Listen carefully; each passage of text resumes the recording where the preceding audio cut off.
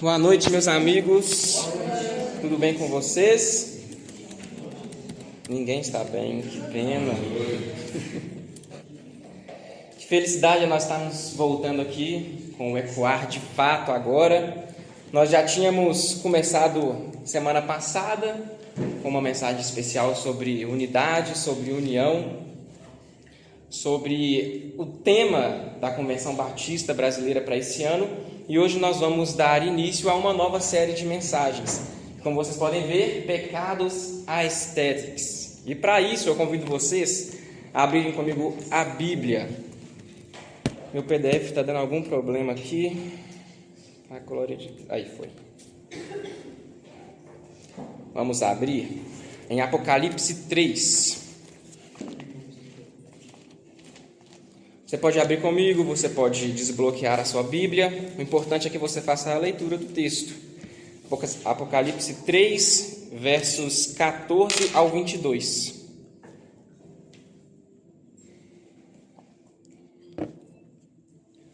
Quem encontrou, fala, achei. Qual? 3? 3, dos versos 14 ao 22. Quem não achou, fala, peraí. Hoje todo mundo abriu. Diz o seguinte, a palavra de Deus. Ao anjo da igreja em Laodiceia, escreva: estas coisas diz o Amém, a testemunha fiel e verdadeira, o princípio da criação de Deus. Conheço as obras que você realiza, que você não é nem frio nem quente. Quem dera você fosse frio ou quente. Assim, porque você é morno e não é nem quente e nem frio, estou a ponto de vomitá-lo da minha boca. Você diz, sou rico, estou bem de vida e não preciso de nada. Mas você não sabe que é infeliz, sim, miserável, pobre, cego e nu. Aconselho que você compre de mim ouro refinado pelo fogo, para que você seja de fato rico. Compre vestes brancas para se vestir, a fim de que a vergonha da sua nudez não fique evidente, e colírio para ungir os olhos, a fim de que você possa ver. Eu repreendo e disciplino aqueles que amo.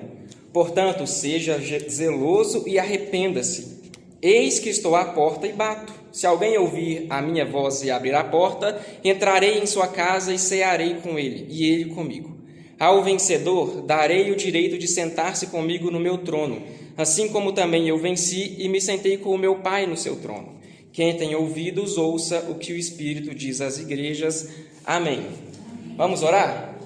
Senhor Jesus, obrigado, Pai, por essa palavra. Obrigado, Deus, porque o Senhor é santo, o Senhor é bom, as tuas misericórdias duram para sempre. Obrigado porque essa palavra milenar fala aos nossos corações. Que nessa noite nós venhamos sair daqui melhores do que entramos. Que nessa noite venhamos sair daqui, Pai, mais crentes do que nós entramos. Que nessa noite toda a vida dupla, Pai, venha cair por terra, mas que nós venhamos aparentar aquilo que nós realmente somos em essência, filhos do Senhor. É a oração que nós fazemos no nome de Jesus. Amém, amém e amém. Como eu falei, pecados aesthetics. O termo aesthetic vem do inglês, significa estética. É um termo que ficou popular na geração Z, através do TikTok, através dos Reels, através do Facebook, nem tanto, porque a geração Z não usa mais Facebook. Mas é um termo que está interligado conosco, com a gente que tem a mesma idade, todo mundo que está aqui, que faz parte dessa geração, a partir de 95, 96, 97, por aí. Samuel, eu acho que já é boomer, né? A partir de 2000. Millennial, como é que é? Geração Z a partir de 2001. 2001? Não. E aí metade da sala foi embora. Você é geração X, Samuel. Geração X, vai parecer Pokémon. Enfim, a estética significa algo bonito. Algo que você vê, você quer tirar uma foto e você quer postar. Algo que você quer mostrar para os seus amigos, que chama a atenção, que traz talvez um sentimento, algo que representa você, sua essência, que resume você, quem você é. Existem vários tipos de estética. Alguém sabe me dizer uma? Anos 2000, estética anos 2000, tá de volta, né? Anos 80. Só se entrega. Tá piorando, tá piorando, Samuel. A estética oitentista é uma estética muito marcante, né? Você sempre vê que ela está sempre de volta, inclusive esse slide aí. Muito bem, exatamente. O Windows 95, né? O Jean que fez, ele não está aqui hoje. Então, anos 2000, anos 80, existem outras estéticas de internet, como Clean Girl, Brasil Core, Academia. Tem anime também. Anime, tem também. Tem vários tipos. Enfim, existem diversos tipos de estéticas. Todas essas estéticas carregam significado, carregam talvez um estilo de vida que a pessoa escolheu para viver. E hoje as redes sociais elas estão tomadas por estéticas. Cada rede social que você abre já tem uma estética lá. Tem igrejas que seguem um padrão de estética nas postagens no Instagram, você pode ver muito bem isso. Mas fora da estética, fora do que aparenta ser, como que tem sido a nossa vida? Será que a nossa vida é uma estética crente? A gente parece ser crente, não é? Será que a gente transmite, posta no Instagram, no Twitter, qualquer lugar que seja, uma estética que não condiz com a nossa realidade? É isso que esse texto vai falar. O texto fala sobre a cidade de Laodiceia. A cidade de Laodiceia era uma cidade muito importante na Ásia Menor. Ela era famosa pelo comércio têxtil, ou seja, de tecidos. Eles tinham habilidade com uma lã preta, que era caríssima. E eles eram muito ricos por causa disso. Era considerado um polo da moda. As pessoas do mundo inteiro iam para lá para comprar aquela lã e fazer as suas roupas e se vestir bem e estarem num padrão, estarem ali numa estética bela que fazia parte da cultura daquela cidade. Além disso, ela possuía bancos, possuía lugares de riqueza concentrada, também a tornando mais rica ainda, além do comércio. Ela era conhecida por causa da sua escola de medicina que existia em Laodiceia, uma das primeiras escolas de medicina do mundo inteiro. E as pessoas lá tinham um alto grau de sabedoria, recursos, estilo. Tá lembrando algo? Me lembra muito BH, me lembra muito Minas, me lembra o Brasil, o mundo. As pessoas buscam riqueza, buscam se parecer com algo, elas buscam possuir e possuir mais. A cidade carregava e respirava estética. Seus cidadãos adoravam a moda, se vestiam espalhafatosamente, seguindo um rumo de tendências, tal qual como é hoje. Mas quando nós analisamos esse texto, o contexto da cidade, nós trazemos para os dias de hoje, nós podemos tirar pelo menos, no mínimo, 3 aprendizados. E se você está com a sua Bíblia ainda, eu aconselho você a deixar ela aberta ou desbloqueada, porque nós vamos acompanhar o texto. Em primeiro lugar, o que nós podemos aprender: Deus não aprova um cristianismo estético. Vejam os versículos 14 ao 16. Ao anjo da igreja em Laodiceia escreva: estas coisas diz o Amém, a testemunha fiel e verdadeira, o princípio da criação de Deus. Conheço as obras que você realiza, que não é frio nem quente. Quem dera você fosse frio ou quente. Assim, porque é morno e não é nem frio nem quente, estou a ponto de vomitá-lo na minha boca. O texto começa: o anjo diz essas coisas, diz o Amém. Contrasta com todas as outras cartas do Apocalipse que tem aqui nos primeiros 3 capítulos. Se você pegar para ler, existem diversas cartas que foram enviadas pelo próprio Jesus às cidades e igrejas da antiguidade. Vejam comigo, Éfeso diz o seguinte: aquele que conserva na mão direita as 7 estrelas e que anda no meio dos 7 candelabros de ouro, a majestade de Jesus. Ele se apresenta como um Jesus majestoso. Esmirna: estas coisas diz o primeiro e o último, que esteve morto e tornou a viver. Jesus se apresenta como divino, como poderoso. Esteve morto, mas voltou a viver. Ele está além da morte, além da vida. Pérgamo: estas coisas diz aquele que tem a espada afiada de 2 gumes. Jesus, ele se apresenta como a autoridade. Jesus é a autoridade que carrega a espada do juízo.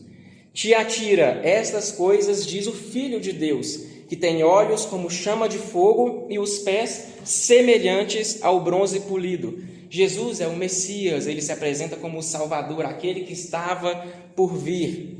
Sardes: estas coisas diz aquele que tem os 7 Espíritos de Deus e as 7 estrelas. Jesus se apresenta como Criador e dono do universo. Ele se apresenta de diversas formas para todas essas igrejas. Filadélfia, essas coisas diz o santo, o verdadeiro, aquele que tem a chave de Davi, que abre e ninguém fecha e que fecha e ninguém abre.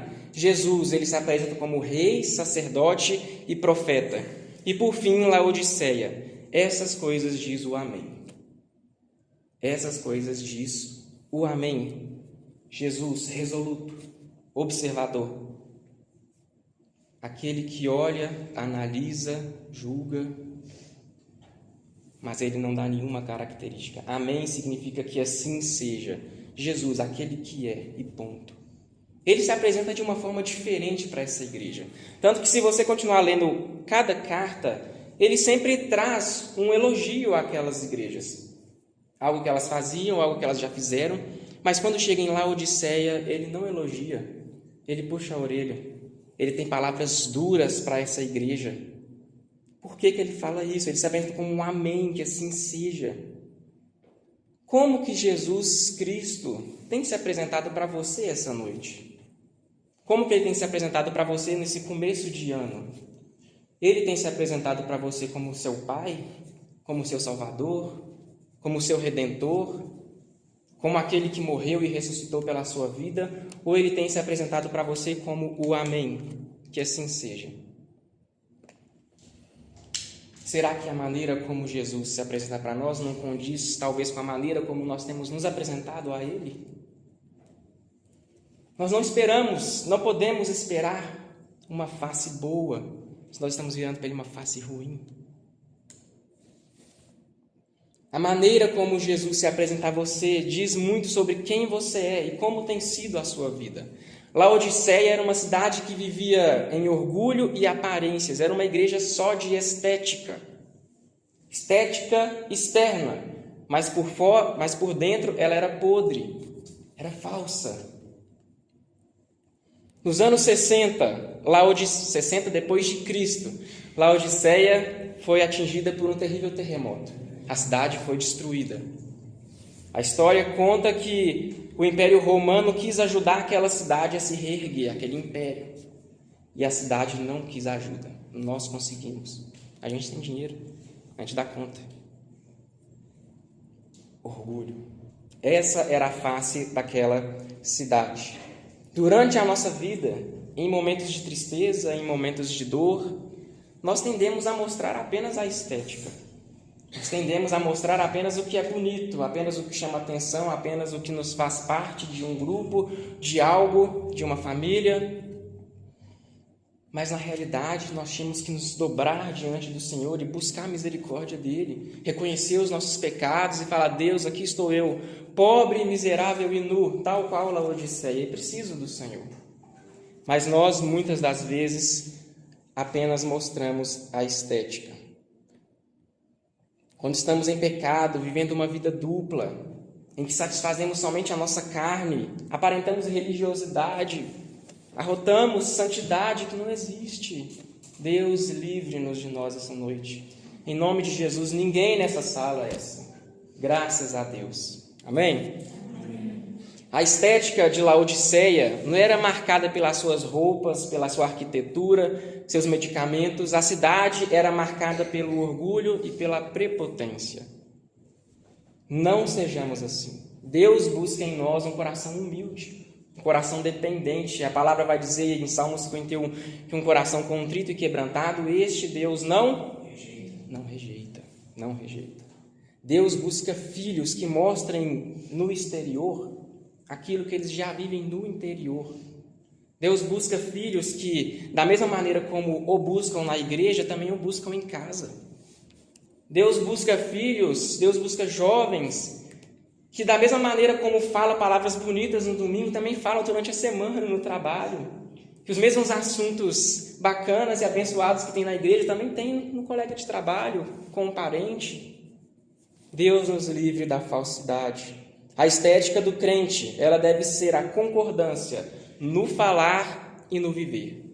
O verso 15 e 16 diz: conheçam as obras que você realiza, que você não é nem frio nem quente, quem dera fosse frio ou quente. Assim, porque você é morno, estou a ponto de vomitá-lo da minha boca. Uma vida dupla, meus amigos, ela desagrada o Senhor. Um cristianismo estético desagrada o Senhor Deus. Laodiceia, para vocês entenderem o contexto aqui, ela era uma cidade que, apesar de ser prepotente, orgulhosa e rica, ela não tinha uma reserva de água. Ela era uma cidade seca, vivia nas montanhas. Lá até brotava uma água, mas era uma água barrenta, uma água suja que não dava para tomar. E aí essa cidade tinha que exportar água de uma outra cidade através de dutos que traziam. De uma cidade que tinha fontes termais. Como é que era o nome da cidade? Deixa eu ver se eu acho aqui.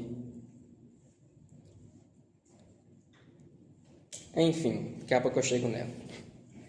Era uma cidade com fontes termais, que ficava mais acima da montanha. Eles exportavam água de lá pelos dutos.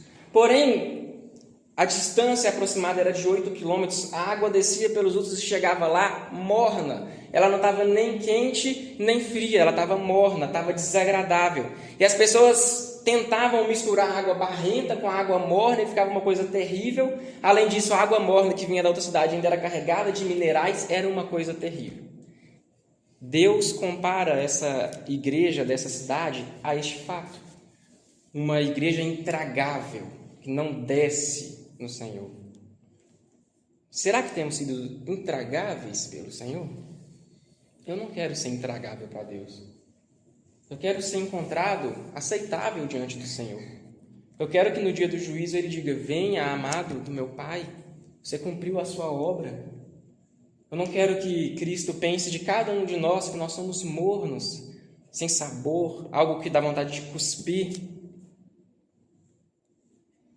Cristãos que aparentavam ser quentes, que soltavam fumaça, mas na realidade eram mornos e terrosos. Causavam náuseas e vômitos.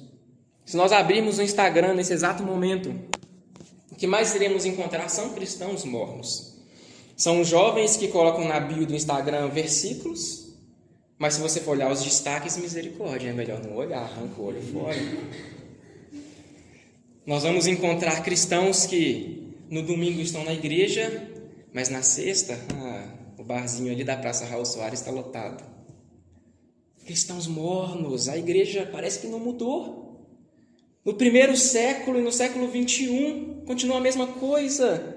Vida dupla, estética cristã, mas realidade morna e barrosa. Jesus não busca jovens cristãos meia boca. Ele busca verdadeiros adoradores, que o adorem em espírito e em verdade. Deus, ele não quer filhos que pareçam cristãos, sabor cristãos. Ele quer jovens que sejam parecidos com Ele. Fazendo uma alusão para a gente entender.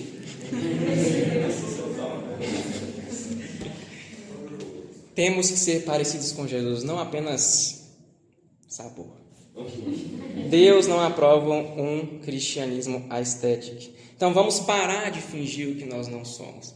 Vamos nos arrepender, nos dedicar de verdade ao senhorio de Cristo. Não há nada errado em se arrepender. Se arrepender é a maior prova de que você é remido pelo Senhor. Porque isso mostra que o seu coração é ensinável. É um coração que está adestrado pelo Senhor Deus. Só vai existir um Senhor na sua vida, ou é Deus ou é o maligno. Eu prefiro ser adestrado pelo Senhor, não sei vocês. Nessa noite vamos sair daqui melhores do que entramos. Vamos fazer uma limpa no nosso Instagram, vamos nos parecer mais com Jesus. Em segundo lugar, o que nós podemos aprender? A falsa estética nos leva ao auto-engano. Versículos 17 e 18 dizem o seguinte: você diz, sou rico, estou bem de vida e não preciso de nada. Mas você não sabe que é infeliz, sim, miserável, pobre, cego e nu. Aconselho que você compre de mim ouro refinado pelo fogo, para que você seja de fato rico. Compre vestes brancas para se vestir, a fim de que a vergonha de sua nudez não fique evidente, e colírio para ungir os olhos, a fim de que você possa ver. Então, uma vez que nós entendemos que Jesus Cristo ele odeia um cristianismo apenas estético e bonito, nós podemos aprender também com Laodiceia que Deus enxerga além das nossas estéticas. O povo de Laodiceia eles se achavam ricos, autossuficientes, independentes. E os valores do reino de Deus são exatamente os contrários destes. Jesus nos ensina que Bem-aventurados são os pobres de espírito, porque deles é o reino dos céus. Ser pobre de espírito não quer dizer que você é um pobre miserável, como nós entendemos nessa terra, mas pobre de espírito é aquele que entende o peso do reino dos céus e percebe que carece daquilo, que aquilo faz falta, por isso ele é pobre de espírito. É dizer não à autossuficiência, à independência. É reconhecer que Jesus é o nosso Senhor e que tudo que nós temos veio dele e nós temos que fazer um bom cuidado, porque pertence a ele.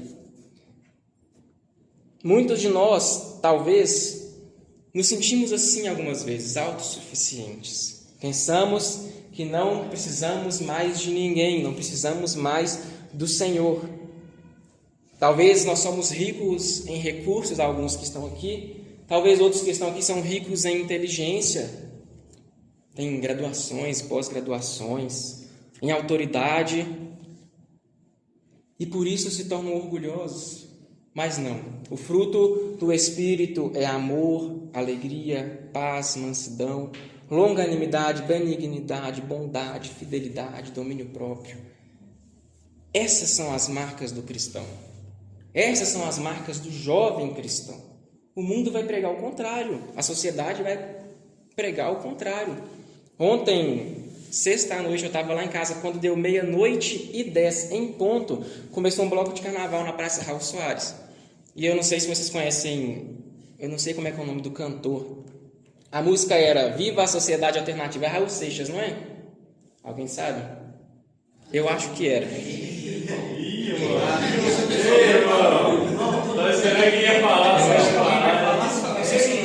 Vocês têm que conhecer o terreno do inimigo. Né? Raul Seixas. Viva a Sociedade Alternativa. Gente, o mundo está pregando o contrário do valor do reino de Deus. A sociedade alternativa, se você quiser tomar banho de chapéu, você toma. Se você quiser fazer as coisas de cabeça para baixo, você faz. Não é assim que a banda toca no reino de Deus. O fato é que a sociedade alternativa está indo por água abaixo. Nenhum país que você vê está prosperando. Todos estão entrando em crise.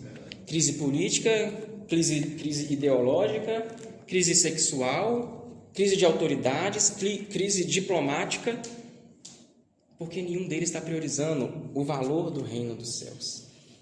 O valor do reino dos céus. Quando nós nos afastamos desses princípios norteadores, nós nos tornamos o que o texto diz sobre Laodiceia. Mas você não sabe que é infeliz. Sim, miserável, pobre, cego e nu. Quando nos mascaramos, nos escondemos atrás de uma estética de autossuficiência, revelamos, na verdade, infelicidade. Não conseguimos mais pedir ajuda. Não contamos mais com nossos amigos, com nossos líderes, com os nossos pastores. Ficamos sozinhos, à mercê da vida. Quando pensamos que nós somos independentes, usamos de arrogância e orgulho, na verdade nós estamos sendo miseráveis, pobres em tudo. Não sabemos prestigiar o valor que há na vida comunitária.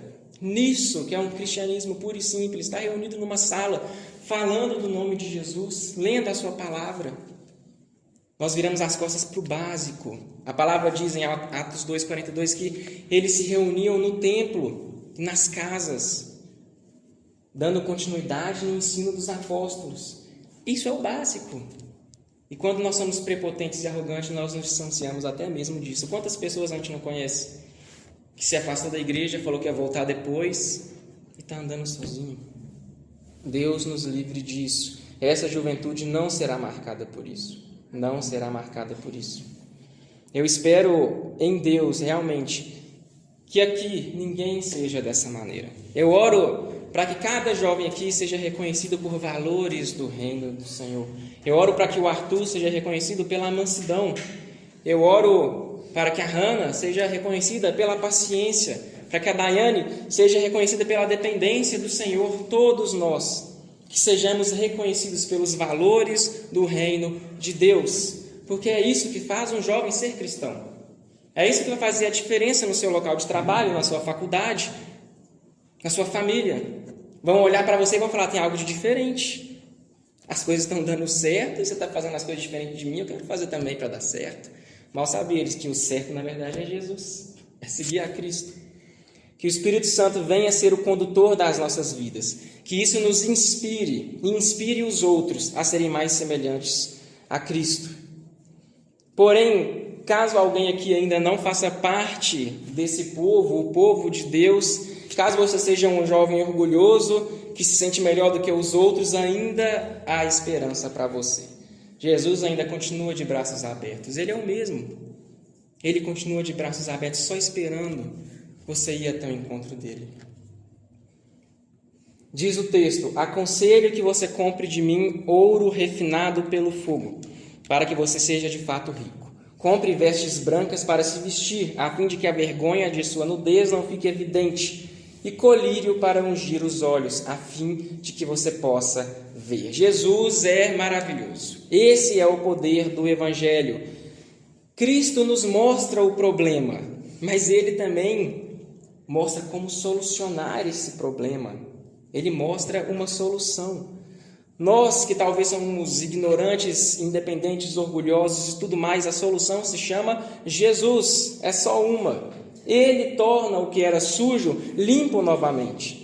Ele transforma pecadores acostumados com o pecado em pecadores santificados pelo nome do Senhor. Você não deixa de ser pecador, mas agora você é justificado, você é salvo. Você vive uma vida, uma caminhada cristã em que você se esforça ao máximo para não pecar.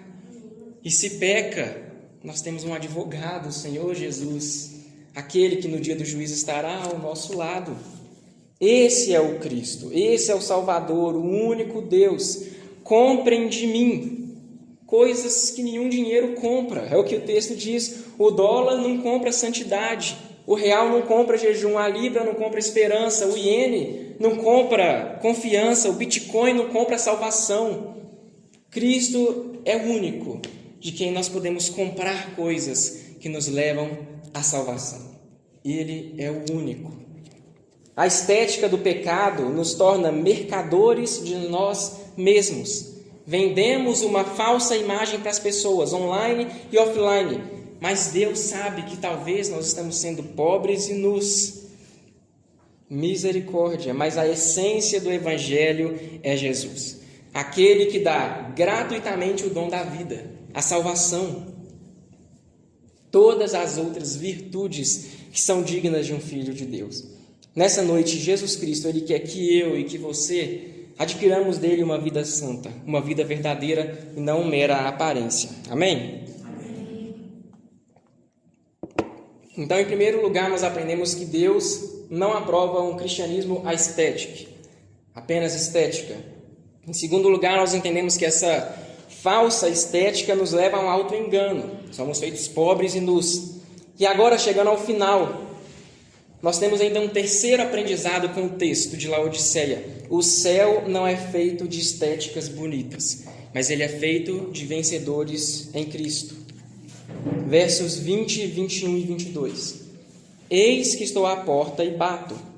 Se alguém ouvir a minha voz e abrir a porta, entrarei em sua casa e cearei com ele, e ele comigo.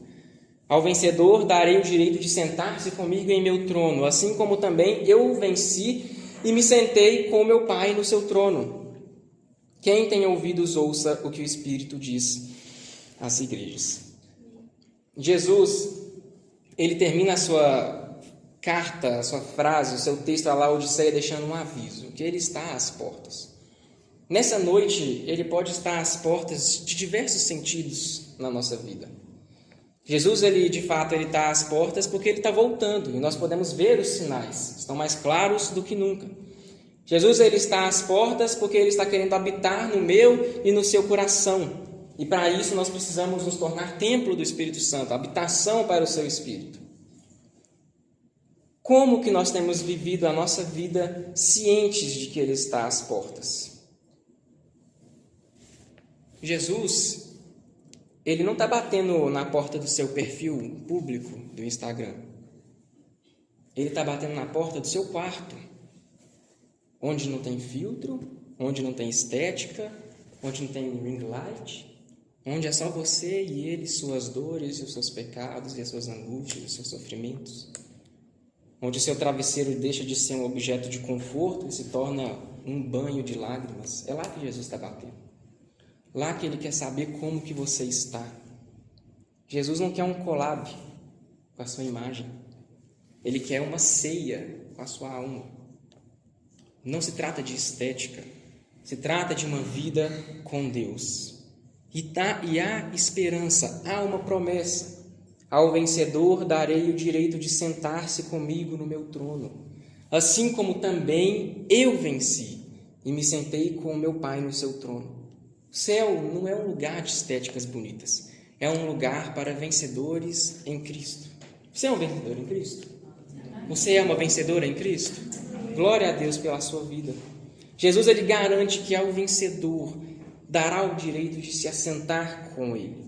Isso nos mostra que mesmo dentro da igreja, mesmo servindo, ainda há possibilidade de perdermos ou vencermos. Nós perdemos quando vivemos uma vida falsa cristã, uma vida dupla, agentes infiltrados na casa de Deus. Quando somos espirituais na igreja, nas células, nos ministérios, mas com o próprio Deus somos distantes, não conhecemos a voz dele.